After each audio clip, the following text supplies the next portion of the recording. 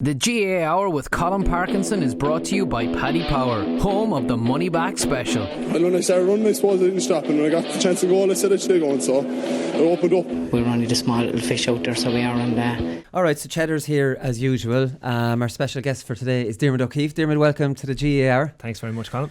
We have to start with you and talk a bit about the Tipperary game. Is it out of the system? You know, how long does it take you to get over a game like that, I suppose? Yeah, I don't think it's out of the system yet. Very disappointing day, considering we didn't get through to an All-Ireland final. We've probably had a very good first half. Struggled a little bit in the last couple of minutes, last 10 or 15 minutes, but I suppose overall, immediately after the game, you're kind of thinking, right, it's very disappointing, but overall you're kind of trying to reflect on all the good things that we did during the year and all the positives from the year. Like, you know, it was the first time we won a Leinster title in 15 years. You have to take that away. So while it was immediately disappointing afterwards, you have to try and focus on the positives, I suppose. Yeah, and there's no doubt there was loads of positive. We were talking about it in the show here, Cheddar, and we were wondering, did you run out of legs? Was it experience of tip told true in the end when you're kind of thinking about it after the game, or, you know, talking on the bus on the way back? What were you kind of agreeing on, or was it hard to pinpoint it? It was hard to pinpoint it. If I were being honest, it's probably a combination of a couple of things. Like, you know, Tipperary brought on 4 subs in the last 10 or 15 minutes, and I remember I was just saying to one of the lads outside, Ger Brown was on me, and he was just taking off running all over the place. Like, their subs had a massive impact on the game. We were like, you know, it's only natural that after 50, 55, 60 minutes your legs are going to get tired, and, you know, you're going to, you know, make mistakes that you probably wouldn't normally made at the start of the game, and it's a combination of a different couple of things that just didn't go right for us at the end. Yeah, especially with your game plan, I suppose. Like, there's so much hard running involved, you know. Yeah, absolutely. Yeah, large part of the game plan is running it. It's giving ball, moving again, shooting from distance, and it's only natural that you tire after doing that for a long period of time. That's the thing, I was tired looking at them, Cheddar, never mind actually playing. Well, first of all, congratulations to Diarmuid. Fantastic year, I suppose, for yourself personally, and obviously for Wexford. And I'd like to give a call out as well to Lee Moog. I think he's come back from 2 ACLs, and you know, for both of you in the middle of the field to get the performance that you gave, it's obviously very pleasing to Hurling people. I just maybe add to that, Diarmuid, a little bit.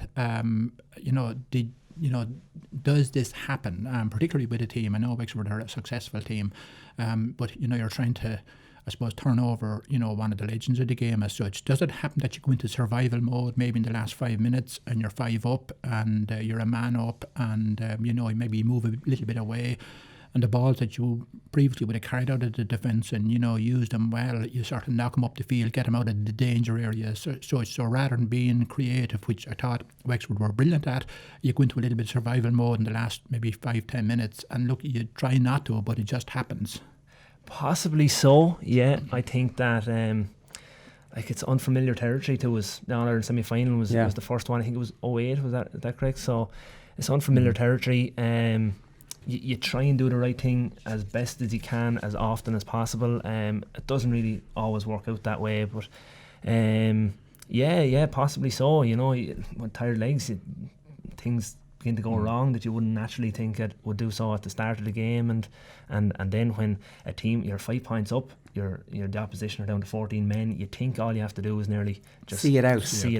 But for whatever circumstance, you know, it doesn't always work that way. That it galvanises the opposition, the team that are down to 14 men, and it seemed to work in Tipperary's favour instead of ours. Yeah, I'm sure with you went long with the ball a lot in that last 20 minutes. Like, I mean, and it wasn't really your game plan in the first half, and whyever you went to that, maybe it was the man sent off and it was a little bit, let's get it down there, we've an extra man. I'm sure you were coming short for ball, it's going over your head, then you're going down there, and then you're like running up and down but not actually getting on the ball if the ball's going long in midfield, I presume. Yeah, like when we look back on the game, like, obviously we didn't look back on it as a collective, we were kind of doing it individually, but like in the heat of the battle, you know, the right idea now would have been possibly to go short with the ball, and that's great, but when everything is coming at you and you think you're doing the right thing and you're trying to manage the game as best you can, you know, balls were just hit down the field, and when you look back on it, I mean, we were swarming the kind of that D area when the ball was landing. We were all running into a bundle.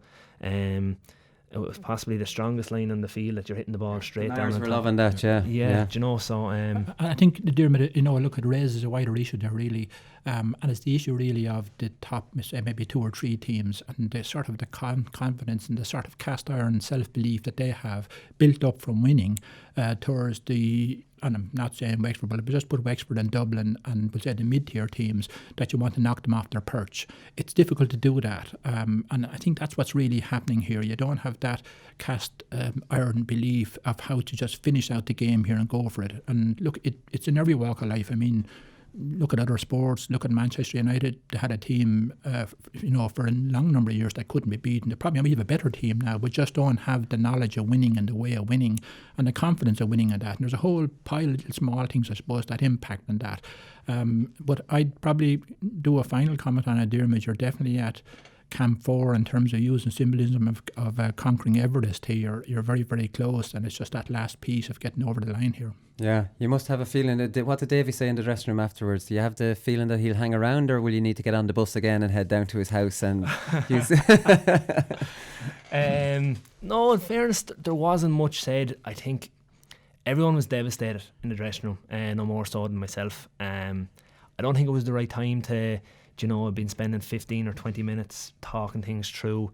It was a very brief chat. It was like, look, things went well for us. Things didn't go well. He was honest in saying that he was extremely, extremely proud of everything that we did on the day, and that thing that we did during the year as well. So look, that's left for another day. As regards what he'll do, it's probably the most common question that I've been asked over the last 2 weeks now, being honest. I've genuinely no idea. Everyone in Wexford wants him to stay, obvious. That goes without saying. Well, there's a couple of things I know and a couple of things I don't know.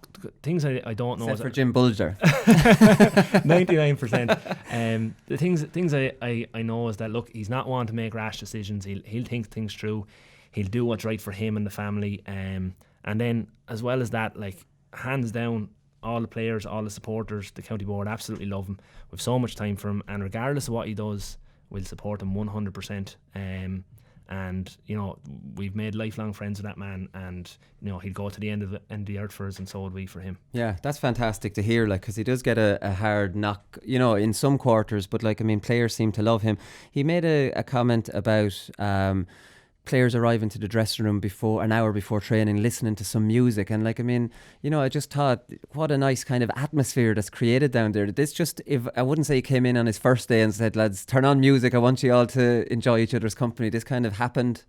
Yeah, to be honest with you, the whole music thing was probably there during Liam Dunn's time. Right. It didn't just come when Davy arrived.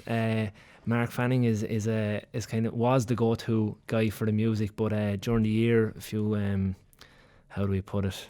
Questionable tunes come on the speaker. So Shane Reck is now the new DJ, and literally when you walk into Ferns, you think there's a disco happening in the change room. It's no harm. It's good crack. We get there early. We bounce ideas off each other, and get in chatting to the lads. Lots of lads have long days and work, and it's nice for a half an hour before training to just chill out and relax and talk to lads. Sounds like a great place to be, Cheddar. Now, it's a good idea. Actually, look, there's a lot of science about this, Diarmuid, about music and how it relaxes the mind and gets prepared for that, and even music at half time of that, and particularly music. There's a lot of a wellness work now that's done with music. Unfortunately, we left a little bit of this to Cara Healy. We had some Sinead O'Connor, and I don't know what else, to be honest with you. And like the Wexford dressing room, there's a few people disagreed with the choice of music and that, and it had to change and that. I have a bit of a difficulty with all this hip hop stuff and all of that type of stuff at present. Some of the older brigades struggle a little bit with the music, but just from a science point of view, it is really, really important in terms of the right mood in the dressing room and that, and it can really, really work for you. And even when you think of some motivational videos, I don't know whether you use that, Diarmuid, but the actual music to the motivational video is really, really important here. So look, it might be a bit of a joke and a bit of a laugh some of the time, but actually there's really, really good reasoning behind it as well. Right, okay. Come here, another one before we move on to your famous sweeper system, which we'll get into. Davy said after Leinster final, you would not believe the stuff we did back in November and December. What were you doing in November and December? I'm thinking huge hills like Gerlochnan back in the 95 and all these kind of things, or what was he doing? This was in the context of, I think he'd been flying it, so I presume he was talking about training. Yeah, Look, pre-season training is pre-season training. There's nothing nice about it. Yeah, those are particularly hard this year in his third year than it was in other years. I'm being honest, I don't think so. Right. No, like Davey's big into the kind of the mental aspect of it and trying to develop your mind and make you mentally tough. He'll challenge you in different ways during pre-season training, and you'll have to try and come out the other side. And if you don't, it's not the end of the world. It's not treated as a negative. It's like, right, let's bring that forward to the next night and let's move on and let's build on it again. I can't say there was anything majorly different in the 3 years. It was just Right. hard slogging and working hard, being honest. Yeah, okay, well that's it. I think, Willie, all of that, Diarmuid, look, it's all managed really, really well, even to the sense of systems, managing training programs and all of that, and the chances of overloading and all of that. It's very unlikely, I think, that happens anymore. It was a number of years ago that might have happened, all right. But look, it's even individually managed now for each player and that. I know you have somebody on working on the buildings during the day. You certainly need to know that. You can't overload them that evening with training and that. So I think the level of management at that, even to the systems that's used to manage that programme, it's very unlikely now. And look, the science here tells you that. It would be very even for Davey, I would think, to talk down a strength and conditioning person who knows his job here in terms of what's the right load for each player and that. So it's very unlikely that some of the horror stories we would have heard years ago, and we probably would have done ourselves, I suppose. It's very unlikely that happens anymore. Yeah. You will hear the hard sessions, all right, but sometimes you need a hard session to just blow off some steam and that as well. I think that's it. But when you look at it, Jim McGuinness ran the shite out Donegal, and Mick O'Dwyer did it to us. I think when you meet a team first, you need to root out the lads that are not willing to go through. You know what I mean? I do think there's maybe a value in going a little bit overboard to say who's with me or who's not. And the fellas who are able to do those are with you, and the fellas who want to say that's a bit too much for me, they can go. Well, just one other point to add on that is, when you speak of training loads, like Davey was very good with the guys that were playing Fitzgibbon as well. Do you know, if there was games the day before, especially the ones that were playing for Mary I, right? for LIT, or LIT rather. no, in fairness to him, like I've seen plenty of nights, there was Seamus Casey, Cathal Dunbar, Shane Reck, them guys were playing with Carlow IT, and it doesn't make sense that they're being flogged the night before training. They'll be down at training, they might do the warm up, and then they might do more, I suppose, technique driven stuff around speed work or something like that, and then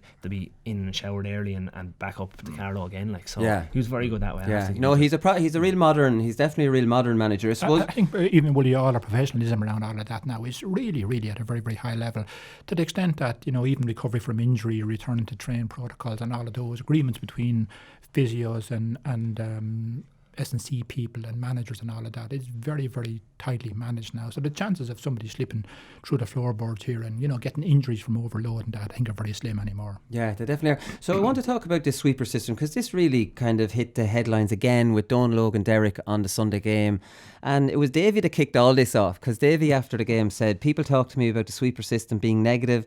It's time to get down off their high horses and just look at hurling and stop being so negative. It drives me nuts. People are talking about stuff they haven't a clue about. If you call Wexford negative, then I don't know, because we're getting attackers, we're getting players all over the place. And that's true. And there's a few different points on this. Is the Wexford sweeper this year, especially against Tipperary, was a lot different than the Wexford sweeper potentially in his first year. So that's evolved, and defenders are just taking off a little bit, maybe more. Then obviously Don Logan Derrick took it up, and they got a pretty negative response for people saying that they had an agenda and it wasn't the right tone after such great semi-finals. But I suppose your reaction to the sweeper system, I suppose how it's evolved on your team and maybe the perception outside it.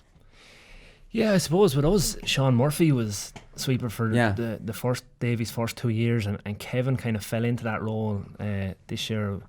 I actually threw my CV in to play that role as well, but Davey was having none of it at the time. So everyone wants that role, really, don't they? Yeah, everyone, absolutely. So no, but like when you look at it, I suppose like the other option is, right, you play a sweeper. The objective of that is that you don't concede goals, right? And we this year, I think we conceded 3 goals in 6 championship games.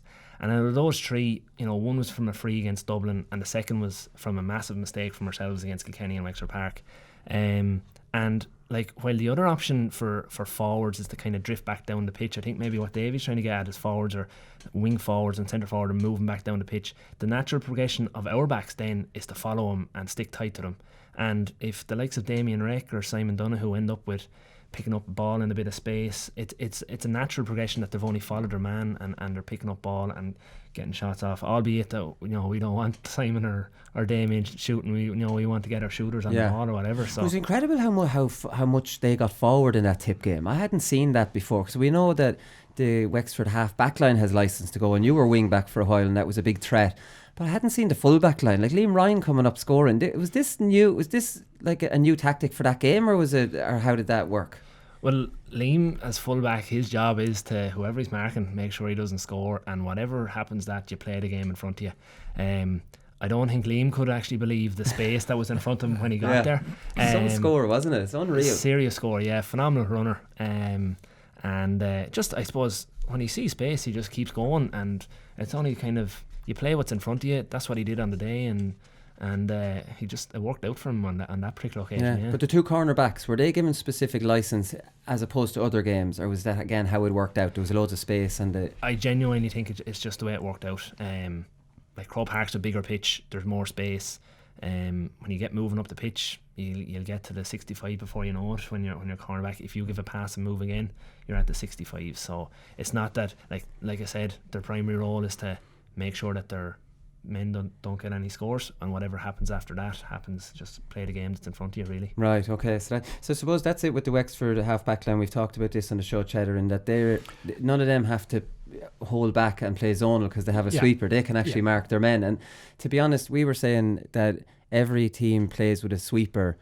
Just Wexford bring back one extra forward, where everyone else uses a centre back, lets the centre forward drift, and uses a forward to mark him. So it's a similar setup. Just use a bit of a juggling around to achieve it. Yeah, no, look, I just think there's a lot of lazy talk around. Just once you mention the sweeper at all, people get up in arms about things. See, that's hurling people, Cheddar. And a lot of the time, to be honest with you, when they discuss it, I'm wondering, is it the same game I'm looking at? Because, look, it's as if the sweeper is the only innovation that came into hurling in the last 30 or 40 years. Tommy Maher started all of this off back in the 60s and 70s with Kilkenny. And certainly in the 70s or the 80s, Cyril Farrell brought the number 15 out to the middle of the field against Kilkenny blowing Thurles Monday, and left Paddy Prendergast as a sweeper for Kilkenny, and that change won the match for Galway that day, and certainly did upset Kilkenny. And Diarmuid has explained it well here. It's not, and you cannot pull your backs out the field and expect two full backs inside to go one-on-one marking two forwards. And we saw what happened against Kilkenny in the 2016 All-Ireland, and we saw what happened actually against Kilkenny this year with Alan Callaghan and Pádraig Welch, who was a very quick, sticky defender. So when you leave that amount of space inside, you cannot go there.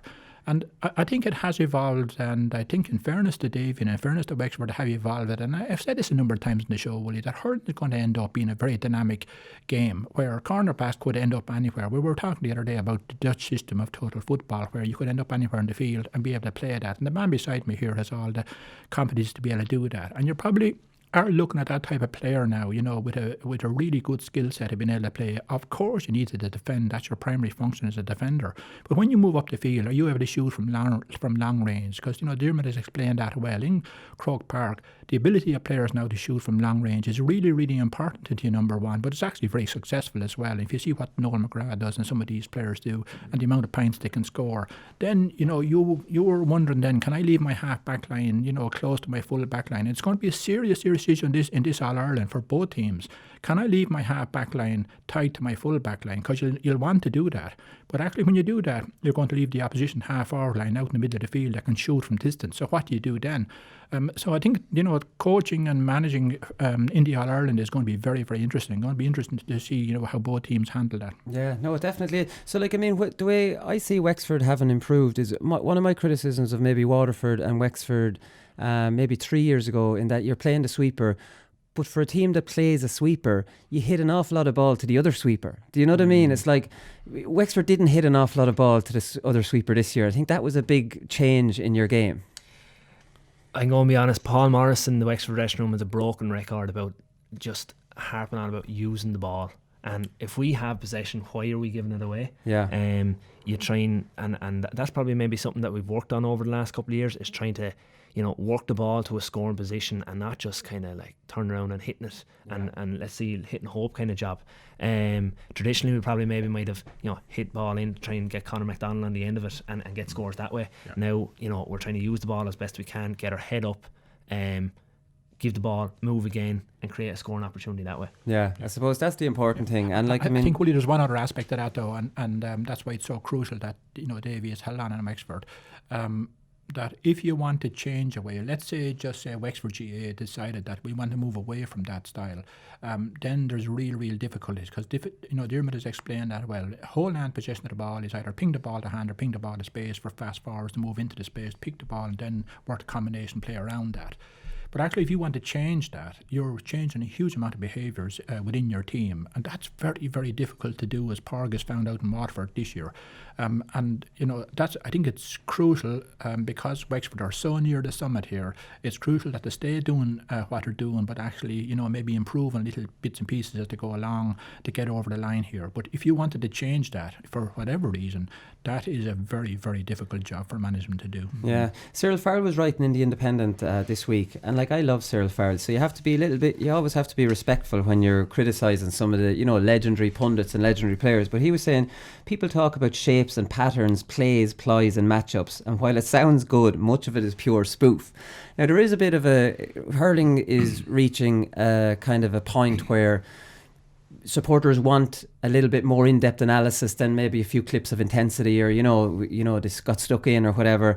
And then you have some of the older pundits who never have played in a systematic team and think there's no such thing as systems, that once you get in and get stuck in, that's the basics of it. And I'm not sure where you are on it, Diarmuid. I know Davy's been very critical of pundits not understanding your game plan. Do you watch it and think they're not getting it, or they're not painting us in the light that we deserve?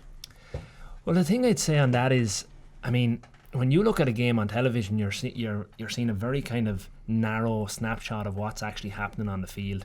If you really want to look at shapes and systems and all that, you have to go to the match and get a kind of a broad overview of well, that's a fact. That's football and hurling. You have to be at it. Absolutely, yeah. And I'm not entirely sure what kind of Cyril is getting at here, but Davy kind of, look, he gets a lot of stick sometimes as regards, the way that we're playing or whatever, and he's only probably right to back himself, because when he has a kind of public forum to kind of do so when he's been interviewed. So look, he's not happy with the stick or whatever, but I wouldn't be too much worried about it. I certainly know Davy's not too much worried about it anyhow. So yeah, what do you think, Cheddar? Do you think? I said this last week. Look, if I was Davy, I'd say nothing. He believes in what he's doing, and more importantly, Diarmuid, you believe in it. That's all that matters. Most of the other people that are commenting on this maybe don't understand what's going on here. You still probably like, if you're on a team, to be liked nationwide rather than a bad perception of you nationwide. Unless you want to use it as a siege mentality. You certainly can manage that,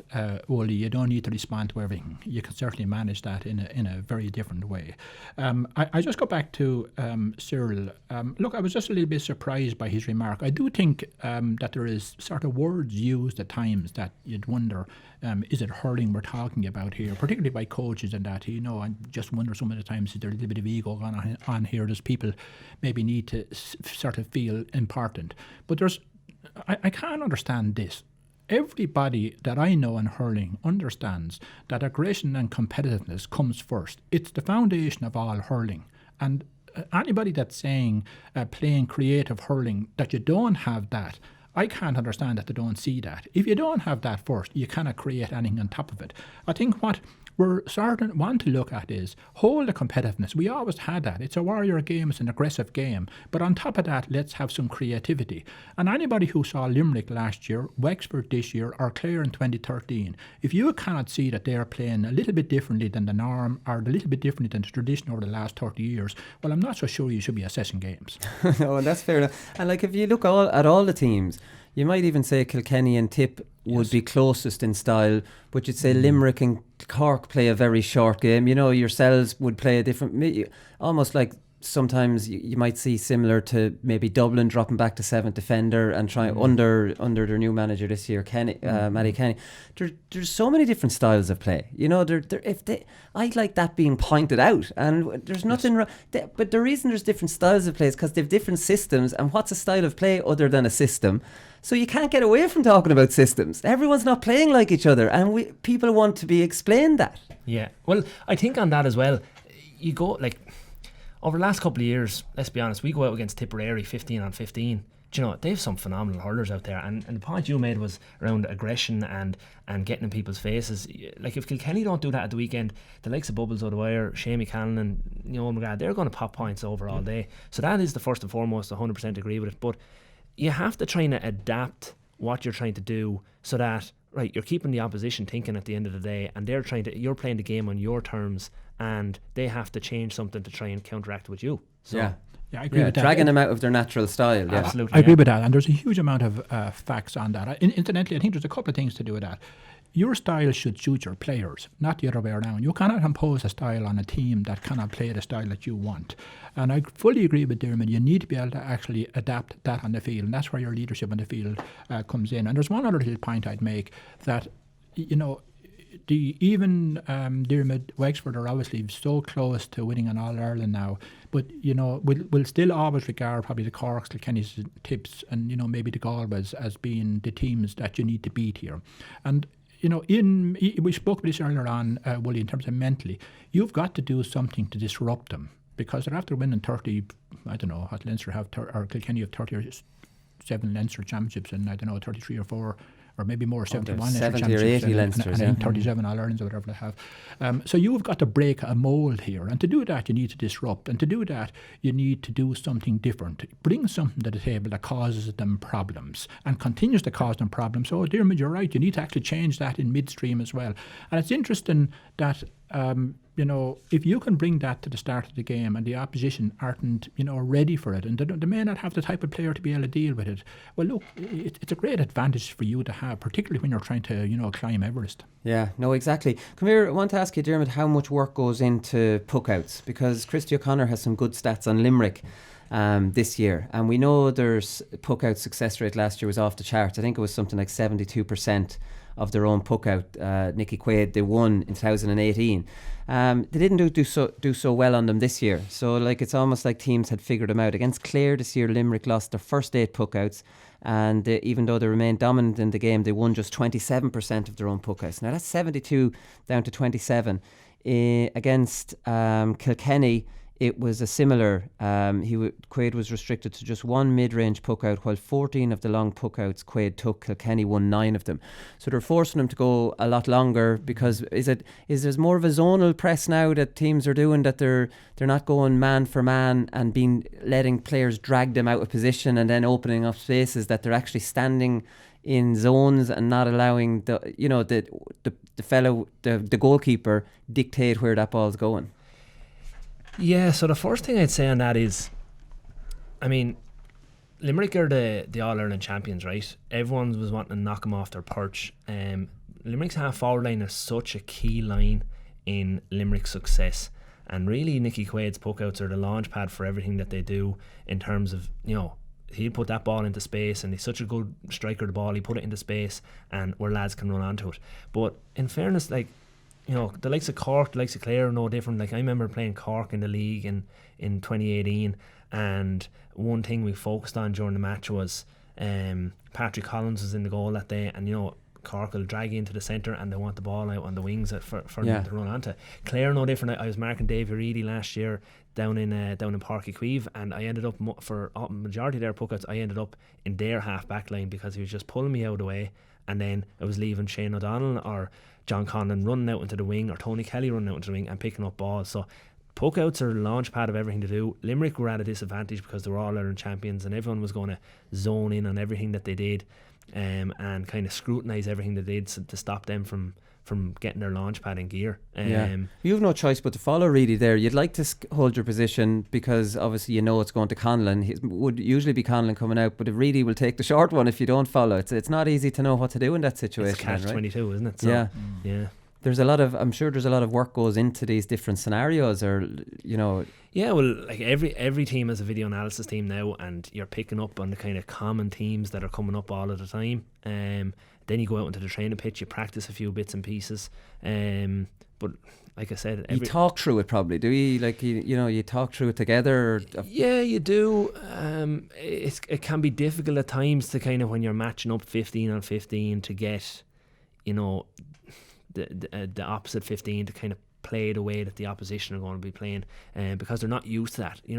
Like Limerick have been trying to perfect that for 3 or 4 years. It's not just happening last year, it's not just happening this year. So it's difficult at times to try and get to grips with it, but all you can do is try and manage it as best you can. Yeah, definitely puckouts have gone, the analysis around puckouts needs to be better because of everything Diarmuid's explaining there, Cheddar, because there's no doubt, without Christy O'Connor writing an article about that, I wouldn't necessarily have known that Quaid's puckouts had been figured out as much, and I'd like to know more about how they were figured out. Well, bear in mind, Christy O'Connor is probably the best statsman I know in Ireland in terms of understanding the reasoning behind these and why they're making the impact they are, and he's obviously a former goalkeeper as well, so knows what he's talking about here. Look, just think of it for a minute. You're going to have somewhere between 30 and 40 restarts. You can't go in and tackle the goalkeeper when he's poking out the ball. Although some of us tried it in our times. But, so look, that ball can land down your throat. And, you see Hogan's puck out in Croke Park, they were landing down on the 14-metre line, Diarmuid, there some of the times. So even if it's just going to be a competitive contested ball, it's right down your throat, first of all. And Diarmuid, I don't expect you to answer this, but I just think that the changes that Tip made in terms of their half-back line and midfield, which was very strong, very competitive. You're looking at Dan McCormick, Michael Breen, Barry Heffernan, Pádraig and Seamus Kennedy were big physical, combative players, who were going to be strong in the air, and knocking out high ball to that was always going to be difficult. And I think maybe in the last 10 or 15 minutes, I think we spoke about this last week, that there was a lot of puckouts that did go long. I don't expect you to answer this, Diarmuid, but it, it probably played into Tip's hands a little bit by doing that. So you could have the greatest puck-out strategy in the world, and you might have maybe 4 or 5 options, and 3 or 4 of those are maybe mobility options, and maybe 2 or 3 are to go along, and the change in the opposition personnel might cause your problems with that. And of course a little bit of confidence seeps away, then you lose the first 3 or 4 that you're wanting to ping the space or ping the hand with movement or counter movement of other players and that, and you lose a little bit of belief in it. And it's surprising,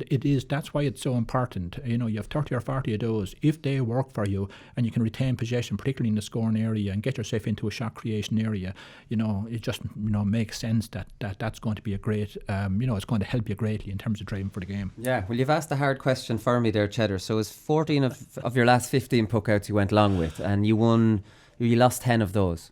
So because all the talk around Leicester finals that you had a man down beside Fanning there, and he was giving him a few pointers or whatever, and he moved. Derek McGrath had that, didn't he, on the Sunday game, and then he moved from one end to the other. So I don't know, did he get distracted and go to the toilet or something? Maybe he had to go to the toilet on the hill and just missed out. I don't know, like just the 14 of the 15 last puckouts all going long. Was that just maybe because it was a frenzied game? Do you know? So maybe I don't know, Diarmuid. Maybe you know better. Yeah, all I could say on that is really, when it's a pressure cooker in there, the communication on the field is non-existent unless you're unless you're standing from myself and Cheddar away. You won't hear each other. It's just the way it is down there. Messages are lost. Mark, I didn't even know that stat coming in here, to be honest. Mark played the game in front of him. Hindsight is obviously a great thing, and I like to be no one more disappointed with that statistic than Mark himself. He will scrutinise himself no end. So, but at the end of the day, like 10 out of 14 is not good enough from our point of view out the field either. To be fair, you went long and surprised Kilkenny by going long, and that worked, and that was a compliment. Do you know what I mean? Yes. So like then when the pressure came on against Tipperary, now we're looking in hindsight when Conor McDonald's such a target, and you're like, right, well, we haven't won that one, but this is our go-to against Kilkenny.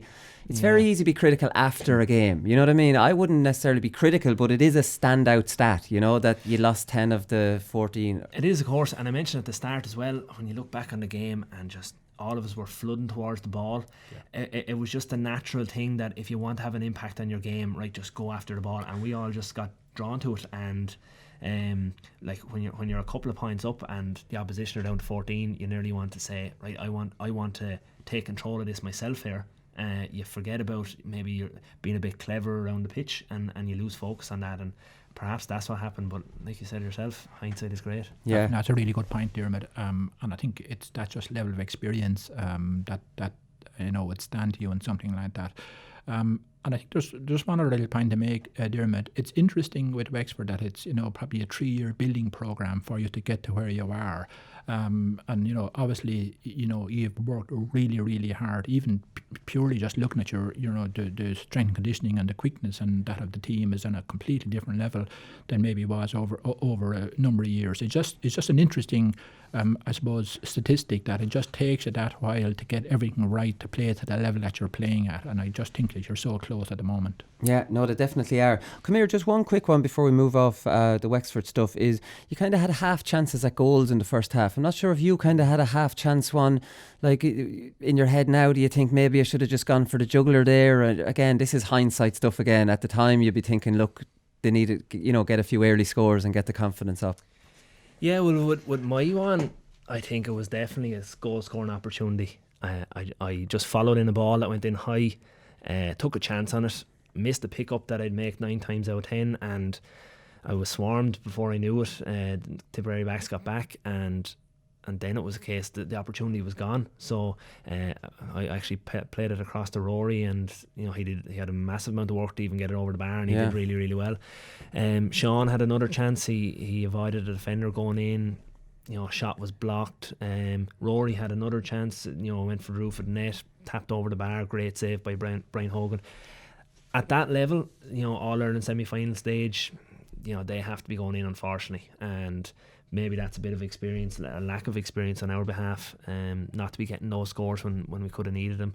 And live and you learn. You just have to take it forward and try and improve on that next year. Yeah, okay, great stuff. We'll come back in the next part with an interview with Patrick Horgan.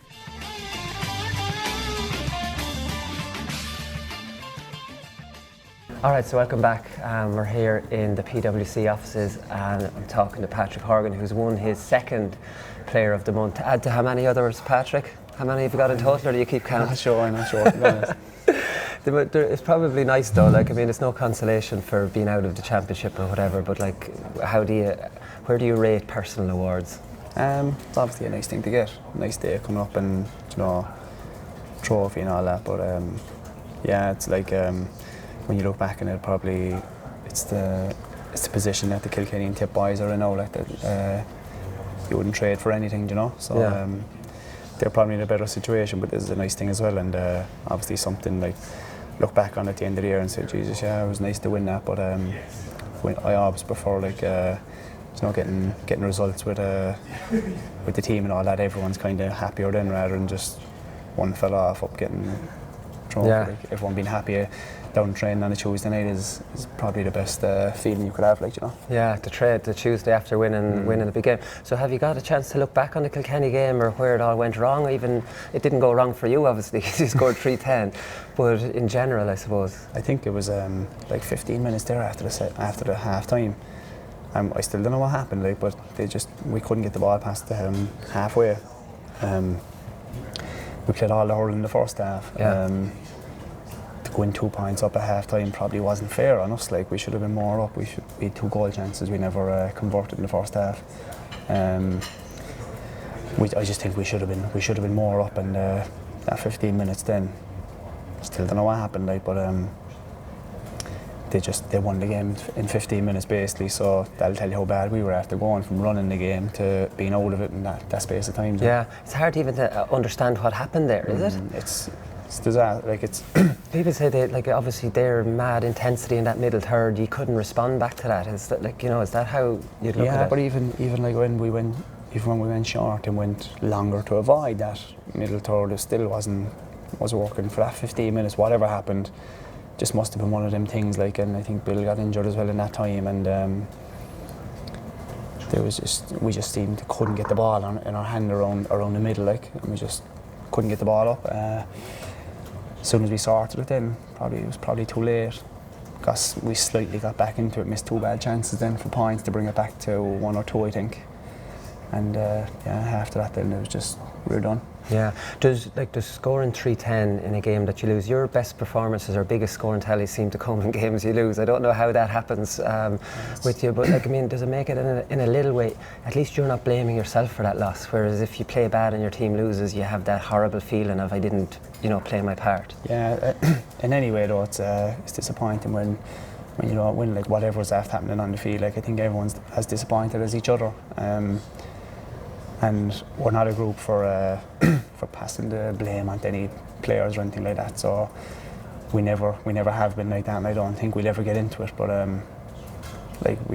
we try our best for each other and all that. But it's something we're going to have to improve on, obviously, going forward, because that 15 minutes something happened, and we need to find out what it was and make sure it doesn't happen again. Yeah, talk to me about the catch over Hugh Lawler's shoulders, like you picked his pocket, and before he knew where it was gone, you were gone the other way. It almost looked impossible to catch a ball like that. I know, it was the weird one, because you cut down on it, didn't you? Yeah, because I lost sight of it for a second. It just hit the hand in, so I was a small bit lucky, to be honest with you there. But it was straight after. It was the issue, like when that goal had gone in, another ball that came in similar to it, and no one went up with me and I dropped it.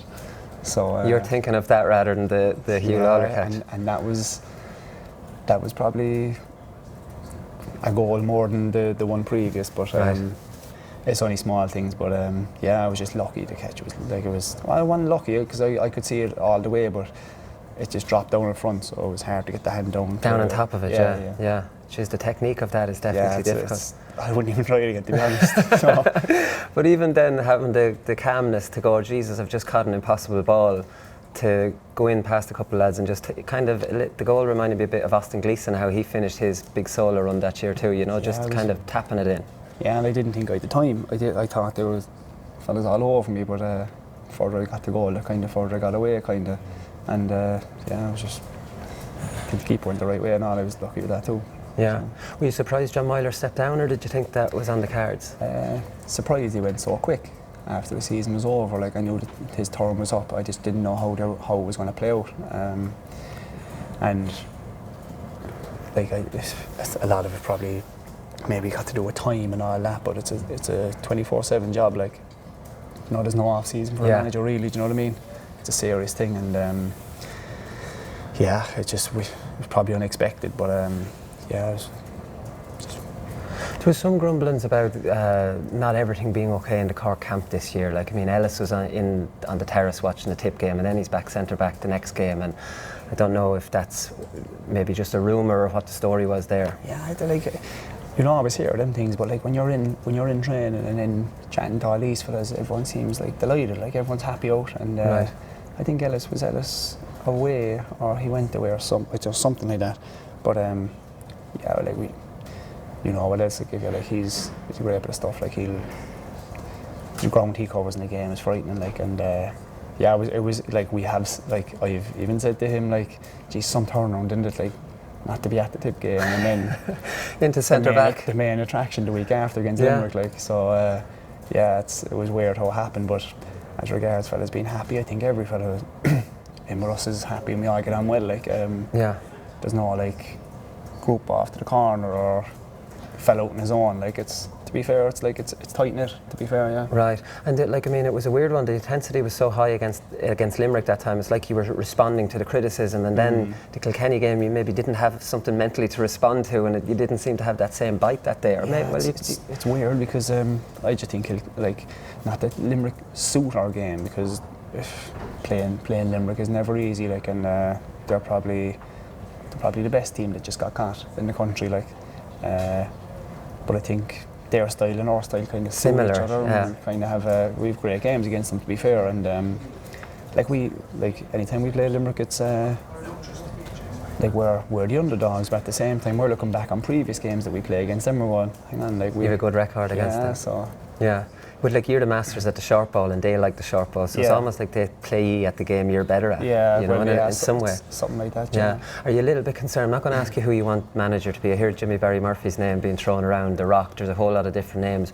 But are you, like, the important thing with John Myler was that he didn't change much. Like your style, which suits you so much, and I'm sure playing where you play, that style is just unbelievably good, that you're guaranteed good quality diagonal ball. It's almost like football balls go into the forward line. Yeah, like whoever comes in or whatever happens, like it'll obviously be a discussion on how we like to play. Every team has it, like, you know what I mean? Yeah. And we'll be like no other, and we'll discuss what's the best way forward for us and how can we get better from what we did this year.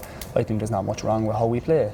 It's just getting better at it. Yeah, no, exactly. And there's a lot of under 20. I suppose the thing with Liam Sheedy went back in with Tip and they'd good under 20s and he didn't bring them all in, that you weren't far away, and it's nearly the exact same situation Cork are in now. Yeah. You don't need to rip up any script there. You No, know? no, it's like whoever will come in, like whatever young fellas are good enough will come in, like, but it's still, like, you come in, they'll have a pop off the under 20. We had the best under 21 team in the country last year, to be fair. Yeah.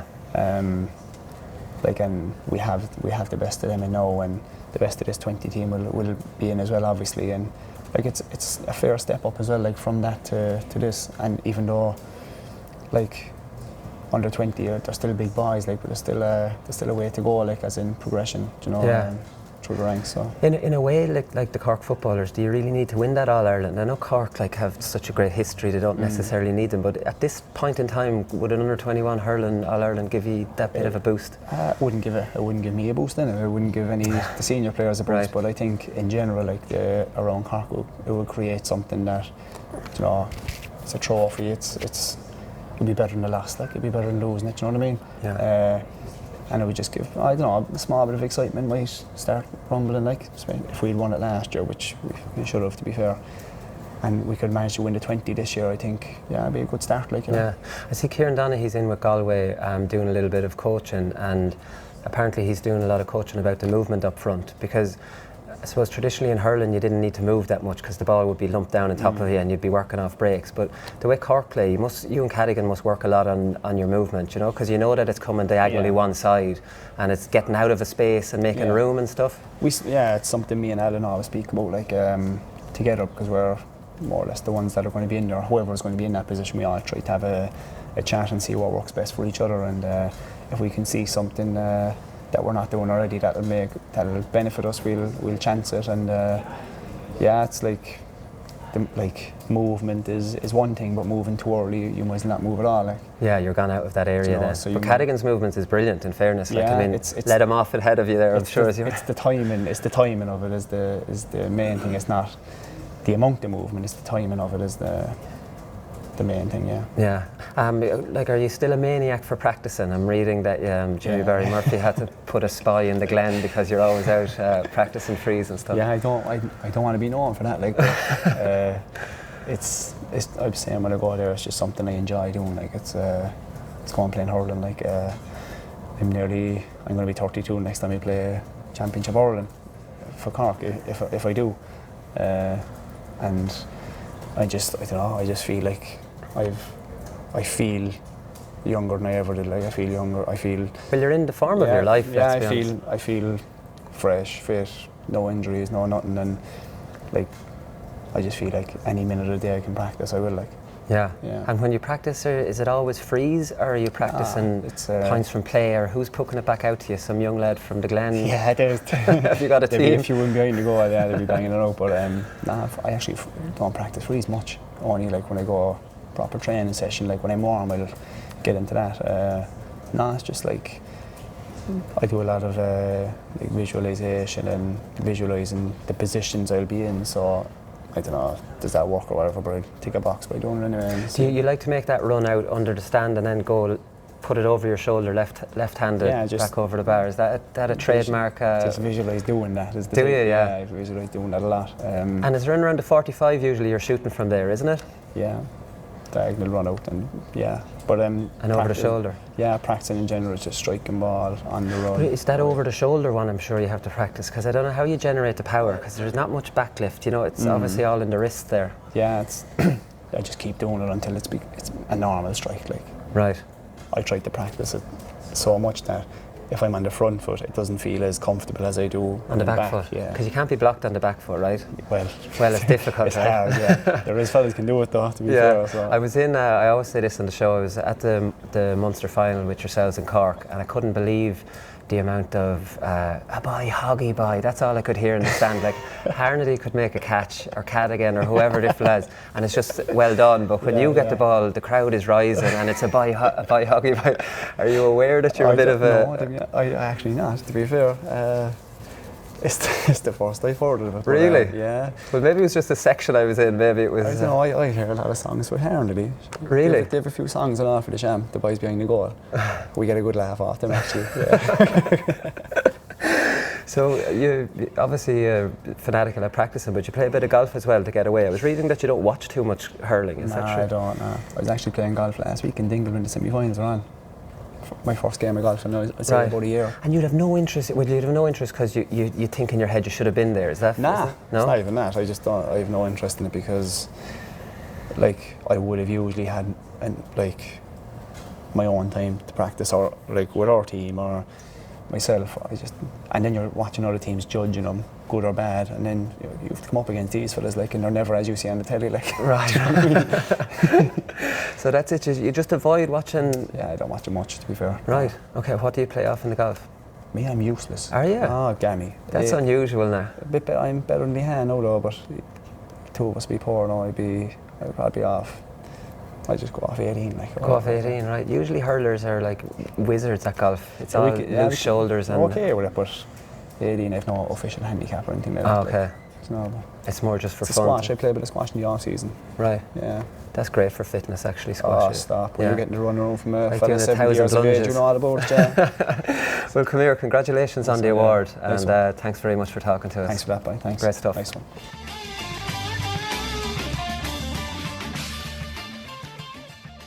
All right, in other news, lads, we'll do another couple of talking points before we finish up, because John Myler has stepped down in Cork. I love his style, by the way. No statements, I'd like to thank everybody, and thanks to, my family and all the players and the county board and all these generic ones. I think there's a template out there that people just fill out.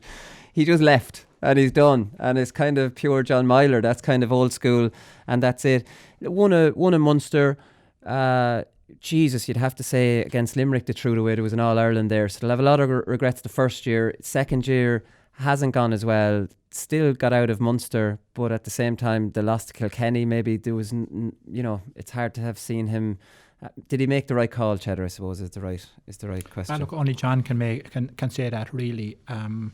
He was unfortunate. I mean, obviously, if they had got over Limerick, could they have won an All-Ireland, then be coming into 2019 as All-Ireland champions? Absolutely, they could have had. And probably were in the driving seat for that. And it was very unfortunate in that game. Got a lot of injuries to key people. And in fairness to him, did try to remedy that in 2019, right throughout the league, tried to find new players, and has found a lot of new players for Cork. And you just read a lot about what's going on in Cork at the minute, and people are saying, we need to change the way we play and all of that. From what I see Cork playing, they're playing the very same way I've seen them playing back in the 60s, 70s, 80s, 90s. They haven't changed a huge amount. It's very much move the ball through the hands. It's all on speed and skill and that, which I actually love. I love the way they play the game. Probably need to tighten up a little bit on defence, and maybe look at a screen on the defence that they're just maybe conceding scores a little bit. But when you go front foot out of the defence, those things can happen. I think John's been unfortunate. I fully agree with you. He's a pure class man. I know John well. He has served hurling well, not necessarily Cork well, Wooly, in the sense that Diarmuid, he was with yourselves in Wexford, he was in Carlow, he was in Kerry, he was with lots of clubs. And I don't deem John, one of these journeyman managers. There's a number of those out there. He's certainly not one of those. He's an absolute class act. And I suppose he's going, I'm not surprised by what you said about him, because that's what I know about him. So I think he Cork probably need something different, and do they need somebody different over them? Certainly they need to look at how they defend, and I think all of the other areas, in terms of the ball that goes in. I mean, look, they were so close again this year.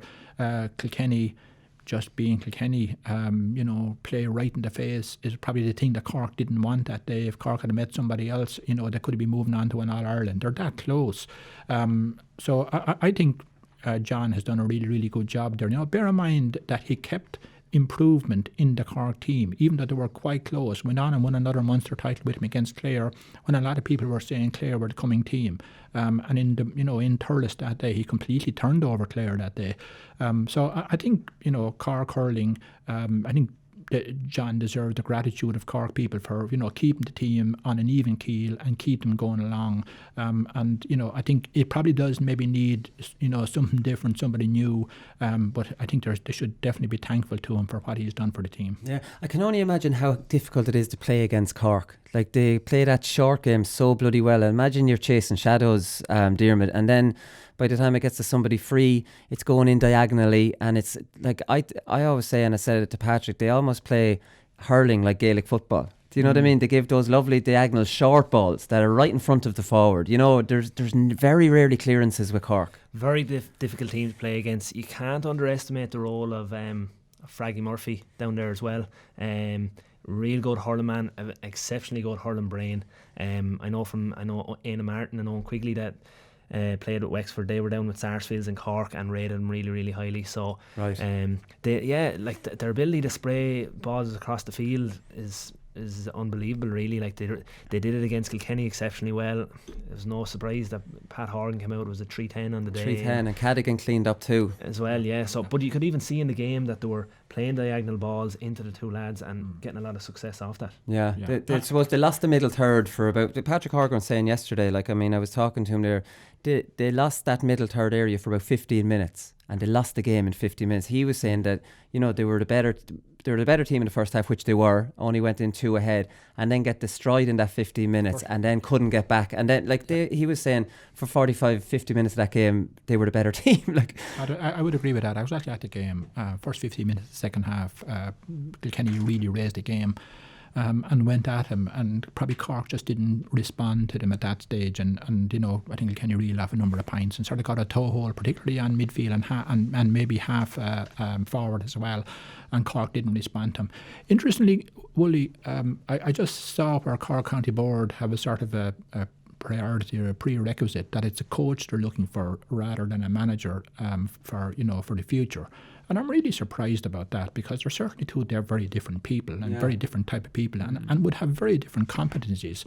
And I'm surprised about that, because I would think that you get the manager with the proper competencies to be a manager first, and then he selects his coaches and so on. And all the other people involved, strength and conditioning, nutritionist, psychology, all the other bits and pieces that you might want.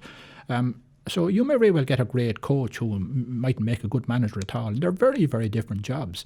So I was actually surprised about that. I would have thought that they would have had... Look, I'd be very surprised if there was a manpower service or resource service or something like that didn't go in and ask Cork County Board, well, what are you looking for here? And what do you want to try and do? And, I'd be surprised if they come along and they said, we want a coach to coach Cork, when there's a whole pile of coaches that would work to a manager. So I'm just surprised by that. That's sometimes you wonder whether some people just call a manager a coach. Do you know? Because I take your point, Cheddar, they're completely different things. Unless you get lucky with Davy, who can do a bit of both, Jim McGuinness, who could do both. These are unique managers, but mostly a manager will manage and we'll get in a good coach. But then people, like managers in England in soccer, are called coaches sometimes too, and they're only managers, Yeah, no, I agree, but I think they specified this time, right. So why so? And look, of course you're going to have to know about coaching, but you're going to have to know a little bit about a whole pile of things. And you're really managing, You're managing, and like you're looking at the strategy of the team, you're going to decide tactics of the team, and the style of play and that. But after that, you're looking at the annual training program, and you're managing a whole range of things here, not necessarily coaching. And you're going to pick coaches that suit your philosophy of play, and they're going to implement what you think the failings in the team are, or what you need to build on, and all of those things. And I'd probably say that that's a very different job spec than it is just for simply looking for a coach. Now, look, it could be just, as you say, a form of words, but I'm just surprised that they specified it for this year and not other years. Yeah, no, exactly. I saw a tweet from Mortimer Murphy, he's a journalist down in Munster, and he says, right, my sources tell me that the man Cork want as their next hurling manager is Jimmy Barry Murphy. So unless they're doing a Liam Sheedy on it and saying bring back a big name, again, I think Cork are in a similar position to Tipperary last year in that the temptation is there to rip up the script and play young fellas. Liam Sheedy didn't do that. He's holding them and bringing them off the bench and trusting what was there. And I think Cork are so close. It doesn't need any script. I was saying that to Patrick Horgan. You don't need to rip it up. It's this close. This just needs a sprinkle or two, you know? Perhaps so, yeah. I mean, Cork have been doing quite well at minor level and under 20 level over the last couple of years. You've seen kind of the impact that the younger lads of, Fitzgibbon or Luke Meade or Coleman. Mark Coleman, of course, yeah. The impact that they've had on the team when they've come in. It's no harm that more younger lads coming in. Maybe it might give them another kick in the right direction and could bring him on even more again. Yeah, no, exactly. That's interesting, actually, Diarmuid, because I actually saw the under-21 in Portlaoise on Saturday night with themselves in Kilkenny, and they obviously won and are in an All-Ireland now against Tipperary, which is sort of important to them. I think it is too, yeah. It is, but what's actually more important, Diarmuid, is do they have players within that team that have the ability to step up and play senior at that level and, just get the thing over the line. Did it look to you that there was? Look, Tommy O'Connell played a wing forward and he was the best player on the field. Seemed to have an awful lot of ability. Regan was full forward, was strong. Ger Mellerick was centre back, was strong. As well as that, as having a couple of senior panellists already in the team. So it looked like that they did, yes. Just go back to the other point. I know Jimmy Barry a little bit. Certainly one of the nicest and one of the most decent people I've ever met in my life, considering the success that he has had. And his mere warmth and his mere aura itself, would probably motivate you to play well, particularly if you're a Cork person.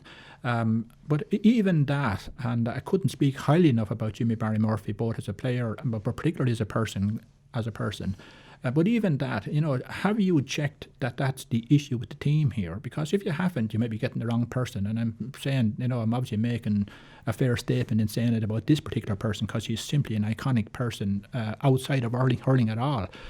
So that brings me back to the point earlier on, have Cork County Board or the executive of Cork looked at this and decided, here's what we need to improve this team, the extra 10% to get us to win in All-Ireland. And one of those things could be just that. How do we integrate Ger Mellerick, how do we integrate Tommy O'Connell into the current team, into the way they play? Where do they fit in? Have they the skill sets to play the way we want to play, or what do we need to do to change that? And if you don't ask yourself those questions, well, look, you may very well end up getting the wrong person to do with these things.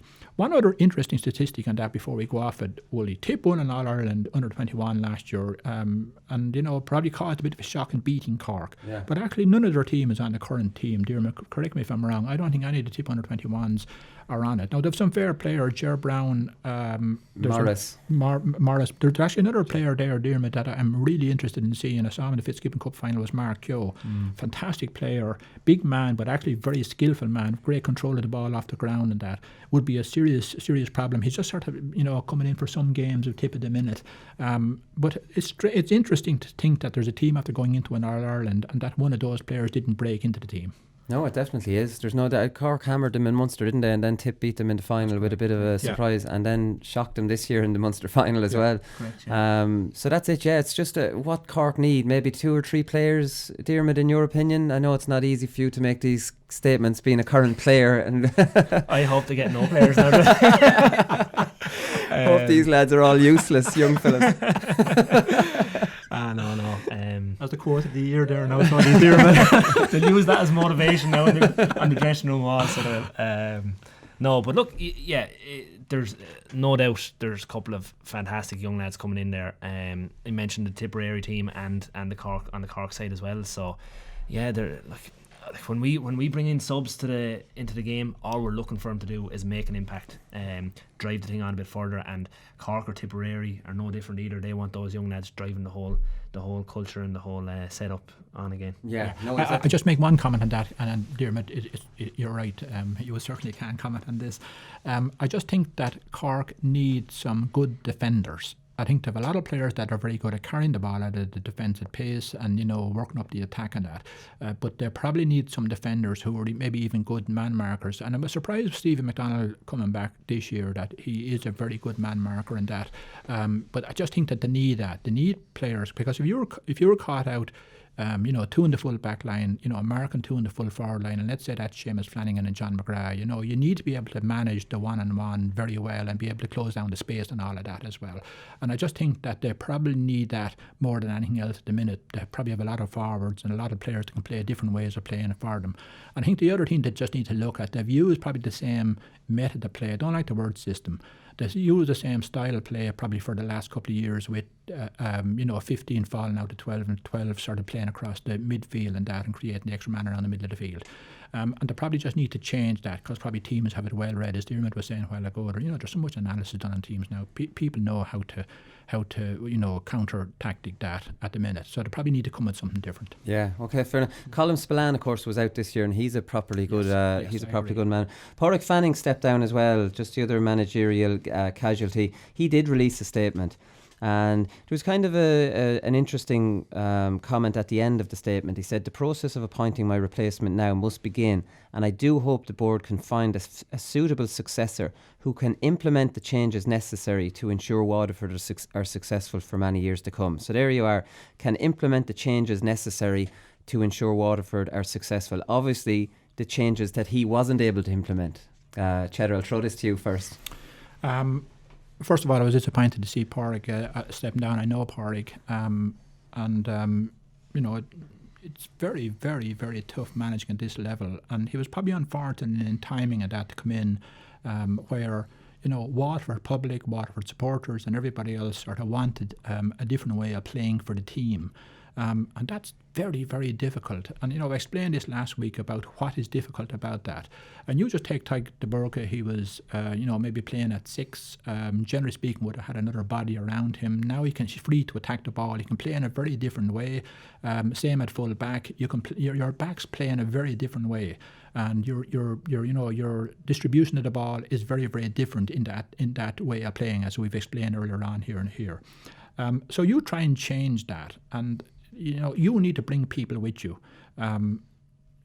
That is difficult to do, and it's no different. I don't like drawing parallels with business the whole time, but this is no different than a company rebranding itself. And a lot of the time, you will see there's a whole pile of literature written on this about the company rebrands itself. But something, they forget to actually tell their own staff what they're going to do and communicate with their staff and bring them as part of the solution. Actually, there's a business saying that the people who have the solution is the people that are closest to the problem.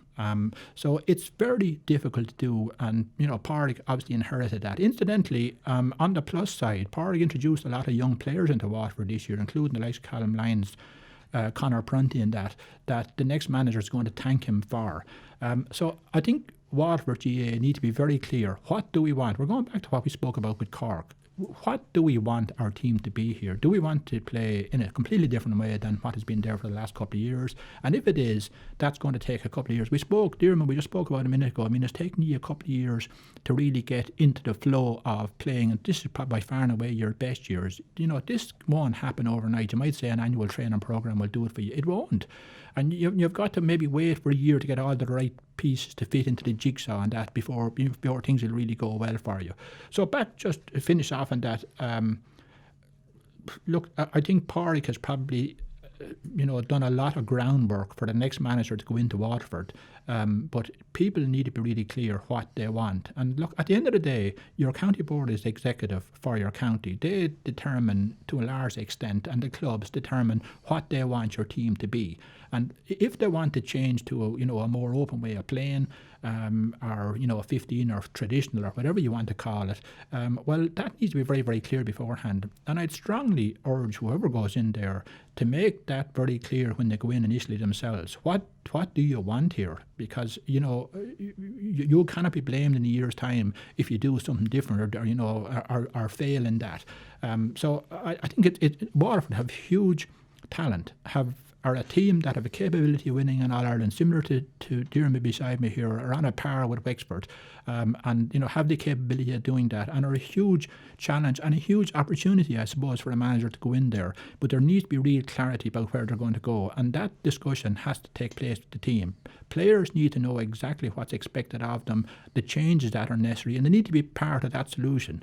Other than that, it's difficult to make those things stick. I think that's it. You know Pádraig well from the time he was down with Wexford as well under Davy. So I suppose you were having known him, because he had a tough year. Let's be honest, in the championship, you almost feel sorry for a manager who has to come out after hammerings and try to explain them. You know, that kind of way, Diarmuid. Yeah, I mean, Pádraig had a great time down in Wexford. I have to give it to him. I thought his ideas, his knowledge of the game, his philosophies around different tactics and stuff, I would rate him up there. I'd rate him very good. I don't know the ins and outs of what went on down in Waterford. I'm not privy to it this year, but you have to remember, like, memories are short at the end of the day. Like they beat, I think, Galway twice in the league this year. They brought them to a league final. Weren't Limerick at the end of the day were All-Ireland champions. It was a very difficult challenge, but they're probably underachieved in their own regard over the last 2 years, and are really looking to kick on. Like if you had a say at the end of 2017 after getting to an All-Ireland final, they'd be out of the championship come May the following year. They wouldn't have taken it. Well, what I think Waterford did is that they buckled to the pressure of the big bad boogeyman sweeper, and they went away from something that they were actually good at. And I don't think they have 6 really top level forwards where they have, they could easily play one and have 5, better forwards. I think they just buckled to the pressure of the Waterford public, who are listening to the national analysis that the sweeper's bad. And then suddenly, if you don't play a sweeper, you're letting shackles off, imaginary shackles, and now you're hurling. Like Ken McGrath did back in the, this is not at Ken McGrath specifically, but why can't you play a sweeper and play the way he played? Which was a fantastic performance against Tipperary. I think maybe that has changed perceptions for the next Waterford manager to go in there and go, hang on a minute, this is not the big bad wolf. And maybe it does suit Waterford, and they've got their best results doing it. Well, you're probably right on that, Cheddar. I mean, you said earlier about you have to believe in what you do. Did they lose sight of what they fully believed in, maybe? And you made a good point there as well about, everyone has to be in the one direction here. If you have people pulling in different directions, it just doesn't work. Yeah. And the difficulty about that, Diarmuid, is that you're not under the pressure, you're not under the microscope until the championship. And, you could play a whole pile of league games there and you're trying out things and all of that. But at the end of the day, if things work against you or for you, there's not as much pressure. And suddenly, first round of the Munster Championship, and, you're pretty comfortable where you are, and you go to implement it against a team, you get turned over, and then there's huge spotlight on you, and so on and so on. I think, your chance to road test in something like that, you need a little bit more time to road test something like that. But I just go back to that point, Wooly. What do Waterford want? Because you as a manager may very well go in there and say, well, look, lads, I'm not the person. And you need to be, Diarmuid, you're absolutely right about that. If your philosophy is possession game, work the ball through the hands, creation of space up front versus playing it long, or whatever it is. If your philosophy doesn't agree with that, you shouldn't go in. You should just say, not me. I play a different game here. If that's what you want to do, you may find somebody else, because it is going to come crashing down around you. There's no doubt about that. This is high level sport. This is Formula 1 sport. And little things, if they go wrong, can create real issues within a team, in a dressing room, very quickly, and the world can come crashing down very, very quickly around you. So I think you need to be really, really clear. You yourself going in, first of all, as a manager, you need to understand what's in the county and all the underlying things and the clubs and all of those things, but you definitely need to understand the players and their system of play, and know, have you the man management skills and the communication skills to be able to change the behaviours of this team around to play in a different way to suit your philosophy. If you don't do that, you've got to be honest and say, no, look, I can't do that, or look, we don't agree here on what we're going to do. And it's really around change. And look, I hate going back and using this, but there's enough literature that would fill Dublin here about change management and all of that type of stuff. And it's really down to man management and managing people. If you don't get them on board and get everybody on board here in terms of what you want to try and do, the thing is going to break up in you somewhere along the way. The difficulty is that the championship doesn't start in maybe 9 months' time, which is the real road test here, and it's difficult to actually do that. Yeah, no, exactly. Well, it's nice to hear you saying good things about Pádraig, because let's be honest, his reputation probably would have taken a battering, this year. So for you to say he's a very good coach, and I know you think he's a very good coach, this was just maybe, I think, following Alex Ferguson. It was a tough act to follow, and the timing was all wrong. Whereas Pádraig, someone else took over from Derek and Pádraig came in after him, you could have a completely different ball game. But anyways, I just finish off on that point, Oli. Look, managers are going to have to take this in the chin anymore. Just because you've had a bad year or a bad experience doesn't mean anything about it. There are so many variables going on here, probably outside of your control. It may very well be county board. It could be anything. It could be monetary. It could be finance. It could be anything. So you're going to have to take bad press and just take it on the chin and move on. Similar to what you said about John Myler. And I know Pádraig, that's what he'll do. He certainly has done an awful lot for hurling, both at WIT and all around the country, and he will do so again, and I wish him the best of luck. Can't all be a great fit like Davy and Wexford. They're half mad and I'm half mad, so that's we work fairly well together. One last word, this is a long hurling show, lads. It's not often we have Diarmuid up here. It's never we have Diarmuid up here, so it's ran a little bit over. James Owens, quickly, lads, what do we think? 2 All-Irelands in a row. He's obviously a Wexford man, Diarmuid, so I'll give you first. I think that's his 3rd All-Ireland. Was he 15 as well, maybe, or 16? Right. James, not solid appointment in my eyes. Good character, albeit it's rare I get anything off him down in the club championship down home.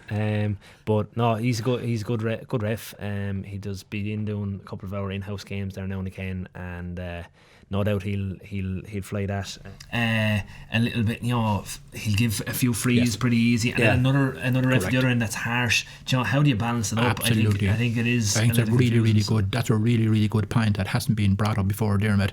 And I don't know any wrong call that happened that the referee was too far away from it and didn't see it. In other words, it was just too distant. I don't ever remember a call like that. Somebody made an interpretation, everybody in the place disagree with, but he made an interpretation about what he saw. And if you're 20 metres away from an incident and there's 3 players in front of you, whether you're 20 metres away or 50 metres away, you're not going to see it anyway. So I just think the 2 referees, and I think you've definitely confirmed it, Diarmuid, that I just don't think. I think it'd be madness, to be honest with you. Yeah, no, I definitely would. Quick one before we go. We'll have you in again, Cheddar. Who's going to win the All-Ireland? In one word, I'm gonna rule out Kilkenny at your pearl there now. They'll probably do that, but I think Tip. You think Tip will win it? Yeah. You've played both teams, obviously, so you have the right man to call it. You think Tip will do it? Yeah, but as I said, you rule off Kilkenny. Lads say they're gone. They ain't going anywhere, let me tell you. So. Yeah, exactly. I don't want to even do not throw it over to him now. We could be here for another hour, so we'll leave it at that. You're calling Tip, so we'll see who everyone else is calling for next week in the preview show. Right, that's all we've time for. We'll be back next Thursday. Or we might be back next Wednesday. We'll do a studio preview before the live show on Thursday in Dublin. Okay, we'll talk to you then. Good luck.